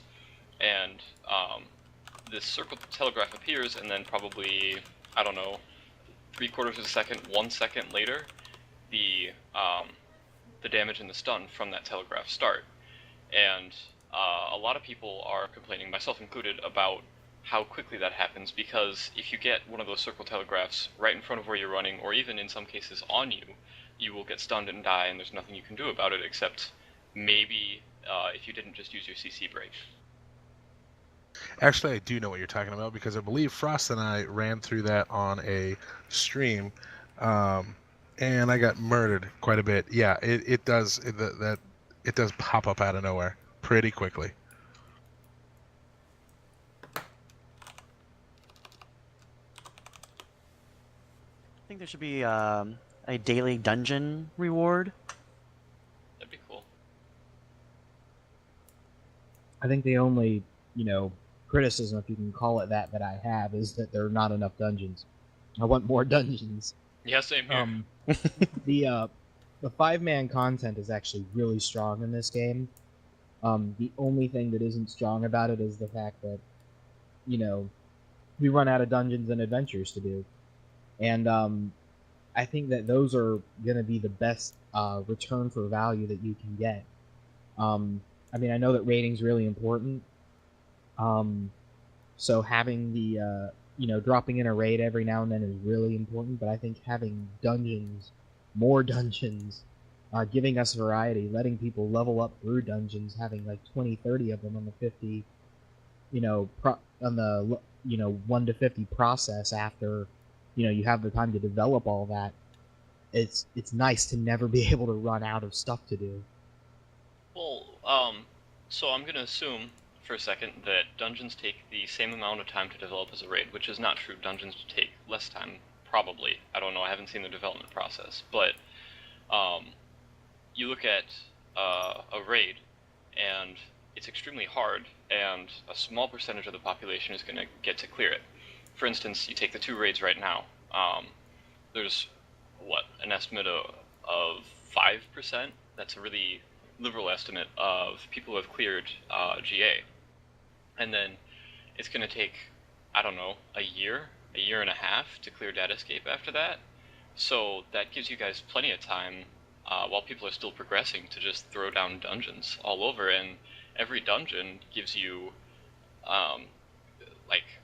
exponential playtime increase, because you get less tired because you're doing all these different dungeons, and you can run the same one 100 times in all those different runs, and not feel tired of it. And then, you know, you release a raid and it takes forever to clear it, and people can get tired of it. Plus it takes longer to develop, I'm assuming, but I agree with Vic totally with get more dungeons, yeah. How's the panel feel about the state of gearing up from dungeons? Are the kind of loot drops kind of in a good place right now? I don't think so at all. I don't No, think so. I think also with having crafted items and not a really clear tier system, it's kind of, I don't know. It seems like it's almost obsolete. I ended up pretty much gearing up by crafting most of my stuff, getting my stuff crafted. So from a casual player standpoint, they don't understand how a blue is better than a purple. Well, sometimes it's not though. I mean, if you look at like the min-maxing stats and best in slot gear, sometimes blues are in fact better than some of the epics that you get out of the dungeons. I used a piece of crafted gear that I was able to get 110 brutality on and a bunch of crazy stats and a good special until I got into GA because no other epic was as good as that, just because of the RNG factor. So I mean, it doesn't always mean that blues are going to be better than epics or greens are going to be better than blues and vice versa. So I can't really agree with that statement. He was saying that blues are better than purples sometimes. He was. I'm sorry, I'm a dumbass. I run 1 or 2 purples from PvE endgame content, and the rest is just crafted gear. And it's really good crafted gear, and I know that it's super anecdotal evidence, and it's not good evidence, but I am 4th, 5th DPS in my raid, and we all have fairly high DPS compared to stuff I'm pulling from WildStarLogs.com. So crafted gear is very, very powerful compared to dungeon gear. Yeah, it almost makes it obsolete. And then I think the option with some of the questing in the end zones as well, the rewards that we get are like subpar if you already have your pre-raid loot as well, which makes the rewards kind of just pointless. I disagree with that, actually. I think the item rewards are not great, but the quests are interesting enough that it makes up for it. Just to give a quick update from the Twitch chat, we've got a ton of Carbine peeps in there, and they're doing the best to try and answer as many questions in there as well. So if you guys haven't seen that, check that out. We've got a lot of Carbine people in there. Real quick from Brett Scheinert, aka Time Travel. Yeah, J-Tal and his team are definitely working on ways that it's not always going to be better.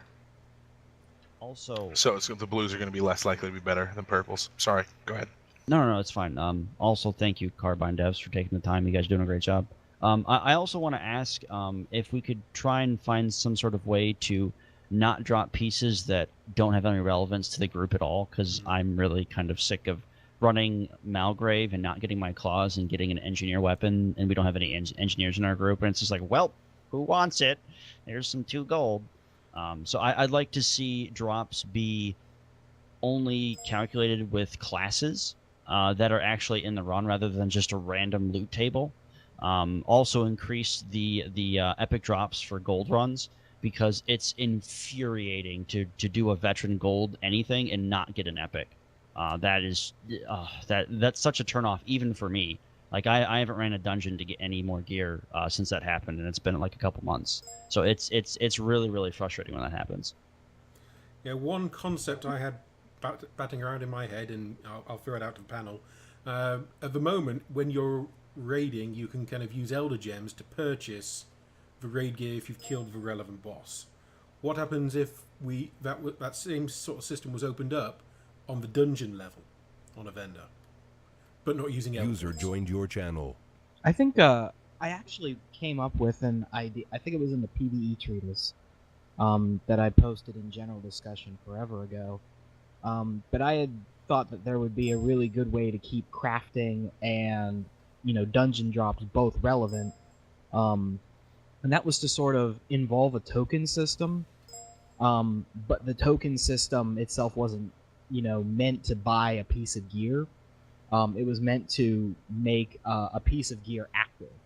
And essentially what would happen would be that crafters could then get hold of these recipes for essentially raid level gear and build raid level gear. And then, but it would not be wearable. It would be completely inactive. You couldn't use it. But you could sell it and trade it and whatnot. And then the way that would actually have been picked up in this system would have been that, say, a heavy armor handpiece token drops from a bomb. Somebody picks up this token, and they go and either get a crafter friend to build them a set of heavy gloves that are inactive, or they buy it from the auction house. And either way, they get this. It's bind on equip.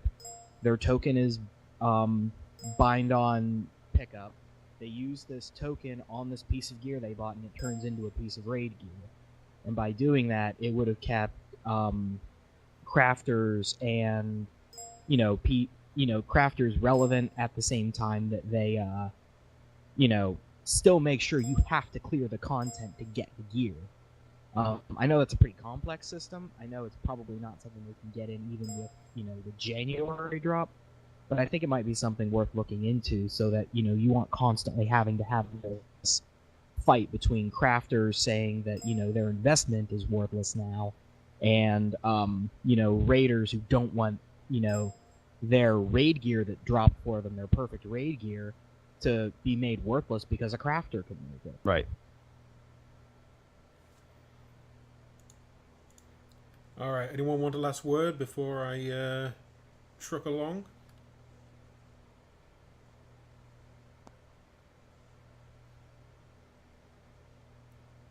Any last minute rebuttal then, Tony? Thunderfoot is freaking awesome. I think I'm good. All right, folks. We are moving on to very kind of a general topic, this one, but the WildStar community itself. Okay, so the community as a whole is awesome, but I think everyone, I'm talking to everybody here. You guys in the chat, you guys on the Twitch, you guys watching the VOD. I'm talking to everybody here. Everyone needs to step up and ignore the trolls, ignore the haters, and if you have a problem, give it constructive feedback. Don't be an asshole. I'm really sick of going on to Reddit and the forums and reading all these doom and gloom kind of posts. The game has problems, yes. Carbine has admitted that. And quite honestly, I'm starting to get a little upset and kind of embarrassed by some of the comments and stuff that I've seen. And I think as a collective community, we need to stop being assholes, because honestly, it's getting to the point where we're turning off new players. And that's a huge deal, guys. If we want this game to succeed, you damn well better be positive and stop being negative Nancy's, because it's something that will never ever make a game go anywhere. This has been seen time and time again. League of Legends is such a good example. The community is very well known for being very bad, and Riot has done some amazing work to really try and make it a positive environment. But it's a little too late in certain situations, and I feel that we're getting to that point. So guys, just please be positive. The game is not dying. The game is not going to explode. Carbine's not going to just melt and never come back. The game is fine. We have problems. They're fixing it, and they're doing a damn good job. So stop hating and be positive, damn it. Let me just talk about what you just said real quick. I mean, I support you, of course. I love what you just said, because there's definitely in any community, there's going to be people who are going to be upset no matter what you do. But there are people that, who you would say that are negative Nancy's or whatever, but, at the end of the day, they still love the game. They're still passionate about the game. It's just the way that they go about it.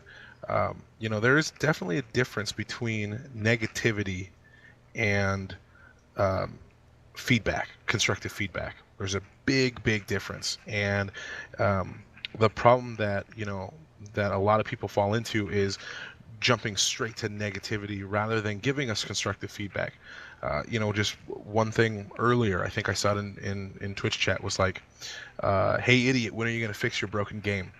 well, well, like, first of all, I'm not inclined to answer that question because I don't like being called an idiot. I'm still a person. I'm a human being. All of us here are human beings. Nobody likes being called an idiot. And second of all, there's a way to phrase it, like, "Hey man, there's a lot of bugs in game. What is being done to fix that?" Very simple. Just trying to get the same point across. Hey, I'm upset about the things that are happening right now. What are you doing? There's just two different ways that you can go about it, and that's a really big point in being a community member. And being a great community member is finding the difference between the negativity and constructive criticism or feedback. Amen, buddy. Amen. Agreed. I think if you can't offer something useful in, okay, I don't like this, but this is a way to make it better, then don't offer the feedback. Well, I think also there's a lot of things that have been addressed that are coming, but we're still kind of doomsaying everything. And really, like, go check out Dev Tracker. That's the best way to do it. Or check out one of the fan sites that have a breakdown of all the changes coming. I mean, the Mega Drop is humongous. I mean, it's got so many different class changes, things like that. And several of the class forums have feedback already set up. The Mega Server has a forum thread set up. There's constructive ways to give feedback, but a lot of it is being handled. We have a long ways to go, but I don't know what anyone else is playing. I think this is the best game out there right now, but maybe I'm a fangirl. No, you're not. I've tried to go back to other MMOs just to kind of, October being a little bit slow, and I was like, holy Traitor, crap. how dare you? I know, but I tried to play Star Wars recently, and it was just like, wow, the combat's just so boring, and you guys have just spoiled me, and I hate you for it, but it's awesome. Yeah, I have to... Sorry, go on, Vic. I actually spent a lot of time on forums, taking essentially what was just the worst feedback that I could find, and trying to pull some of the best stuff out of it, and turn it into posts. That's essentially all that I did for probably the first 2 months after launch. It was just so that we could collect, some of this feedback together. Because, some people, they really do mean well, but they just don't know how to articulate their opinion into something very constructive. And I could say that a lot of what I've seen out there is just, people are really angry about some of the logistics stuff. For a long time, they were angry about bugs. I remember servers when, the game first launched. First, we didn't have enough. Now we have, way too many. And these things kind of do take time to correct and implement. We couldn't have... I am glad to see that Carbine tries to fix things right when they do fix them. Mm-hmm. One of the things that I like best about hearing the Mega Server announcement, even though, there won't be an RP server, is that, at least they're going with Mega Servers, they're fixing it. Because they could have, done regular server mergers, but that doesn't really fix the issue in the long term. You will eventually either, if the game explodes in population, need more, or if the game, thins out more, you'll need less, and you'll have to do more mergers. So, Mega Servers are going to take the longest, but they're the best solution. So I think, to an extent, just as a forum watcher, I think the community just has two major issues, but it's just, an internet issue. People, have their feedback. They wanted it done, next week. It's like a 3-month project that they're asking for. But as soon as you get to that as soon as you see the amount of time that your suggestions take, usually people say, well, I don't want to have to deal with, waiting this long.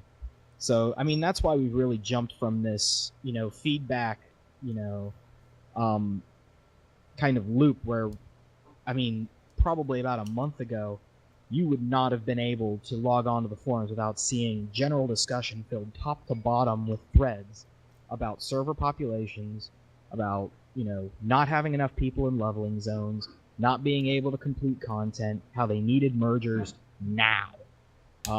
And Carbine went and started doing the mega server thing, putting that all together, which I applauded them for. But now, we're getting into that point where they've stopped everything. They wanted to get the mega server, and they wanted to get all the bugs fixed. And these were two things that, for probably about the best part of a month or two, it was all that was talked about were bugs and server populations. And we're getting those fixed now, but they do take a long time. Mm-hmm. No, you're definitely right. In terms of, it's like, people are like, well, Tony, why can't you fix the game? And he's like, well, my it's easy button it's not working anymore, guys. I'm sorry. It's in terms of development process, it takes, months for things to actually get fixed. Like Tony said, like they've said on the live stream, I've never understood why people have not understood that and still continue to bitch and complain about every MMO launch. Like, oh, the sky is falling. This literally happens with every MMO. It's like this isn't a new thing. And I think it was Wildcast talked about a chart that they found on the internet where the MMO peaks 3 or 4 months down the line, it goes into this little dip, and they have to slowly climb their way back out because the sky's falling mentality, and then it peaks out and normals out. Look at Rift, look at Star Wars, look at Lord of the Rings, look at Aeon, look at all these other MMOs that, oh my gosh, they're dead. WoW beat them all again. No, they're still up and running. They're still fine. WildStar will still be fine in the next year, 2, 3, 4, 5 years. So the whole doom and gloom thing is stupid, and there really is no point to it. And I would definitely agree with Tony when he said that constructive criticism is a must, and that's the only way the game's going to get fixed. And obviously, as everyone's here, we want to see the game succeed, and we're trying to give that constructive criticism back. And as you guys have noticed, we're not cussing and screaming and using expletives and calling people fat and that kind of stuff. We're giving a very calm and rational response into our opinion of what needs to be fixed. And I think this is an excellent example of some really good constructive, positive feedback, guys. So good on you, everybody. And I think that one of the things I keep trying to, kind of talk to people on the forums about how you can get results for the things that you want. And one of the things that I say is if you don't like, how the community looks, the best thing is to not just offer negative feedback for the things you don't like. Talk about the things that you do like. And that's for 2 reasons. First, it makes the place better. It's not like Carbine's devs are going to be sitting around not doing anything because there aren't enough, negative posts on general discussion. You are allowed to say, I do like stuff.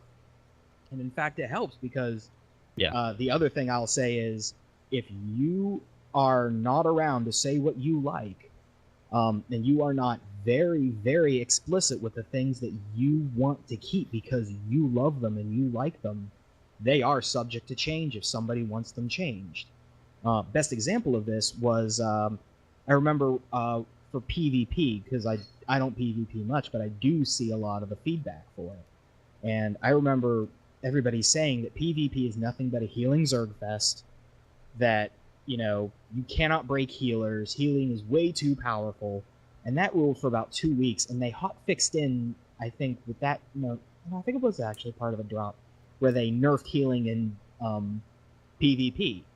And then a bunch of people who obviously were healers but hadn't been part of those discussions came in and said, wait a minute, what happened? Why are my heals terrible now in PvP? My heals are worth nothing. And it's because, the feedback they got was just so lopsided that they had no other reason to think, well, where are all these people at that are saying, healing is fine? So you have to make sure that you're, out there and telling Carbine what you like, what you want to keep, what is I've always said, what is your golden calf? What is beyond, their reach, what they should never change? Because if you aren't out there saying it should never be changed, it is subject to change.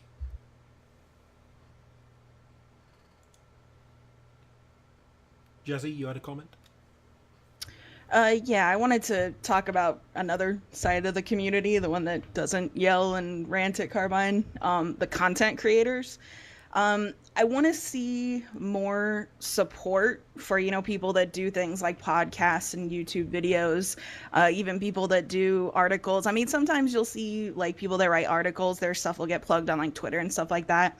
And every week on the live stream, we see, fan art and things like that. But I'd like to see Carbine support, the other content creators, like I said, the people that do podcasts and YouTube videos and things like that in some fashion. Because, we're trying to stay positive. We're trying to, push things forward and help you guys out too. So something to help, propel that part of the community forward, I think would be helpful. I think, sorry, just to jump in real quick. I definitely agree with you. I think that we haven't really shown off enough. I mean, of course, I do the fan art segment every week. And I talk about a few like big events that might be happening within the community. But I now that you say that, I definitely don't think I have talked maybe enough or even at all about certain like YouTube channels or podcasters or bloggers or anything like that too much on the stream. And I'm going to go ahead and say that's a fault of my own, and I apologize. I definitely can do more in that aspect, and I definitely will. There are other bigger things that we'd like to work on that we have queued up. We have, the community team has set down some ideas that they want to do, and then those things require either dev time or some budget or whatever, and so that has to get prioritized. And so some things get prioritized later, and some things get moved up earlier. It's all just as far as the development process goes. But in the meantime, until those bigger plans that we have come to fruition, I can definitely do more as far as the live stream goes, and getting your guys' stuff out there and our social media as well. Love you. If I may, Thank you. offer a suggestion along those lines, constructive feedback, if you will. I know I've run into some people in the greater MMO community who have tried to do fan sites, and it sounded like, at least initially, the kind of definition of what constitutes a fan site was pretty narrow. And in terms of like being able to have forums for looking at housing content and costume content and some of that, it might not hurt to re-examine some of those definitions. Agreed. One thing I will say, WildStar Central is perhaps the longest running fan site. We've been around since before WildStar was even named. So I don't know that it's particularly true, but I feel like I've got a kind of unique view on the way the community's built itself over time. And unfortunately, Carbine's community team has actually lost touch with the wider fan site community, to my mind. I can I can definitely agree with that, Zap. I definitely see your point in that. I think that, personally, I don't ever really think Carbine is as much the issue. They could do a better job, but Carbine is not really who the players in this game are worried about. The people who the players in this game are worried about are NCSoft. And I'm not sure that there's really much that could be done there. But everybody sees Carbine in different ways. I tend to see them as sort of, overworked, underpaid, developers of this game I love to play. I have a lot of respect for them. I understand that they've made mistakes, but, I'm more than willing to sit through with them. I'm still on a monthly subscription because I don't have any reason to trust NCSoft. Otherwise, I think in my last post, I think I wrote an open letter to NCSoft.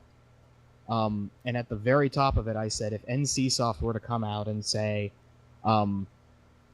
except for in the case that the game goes totally into the red and it's losing more money than it's making, at that point it goes, free to play or gets canceled.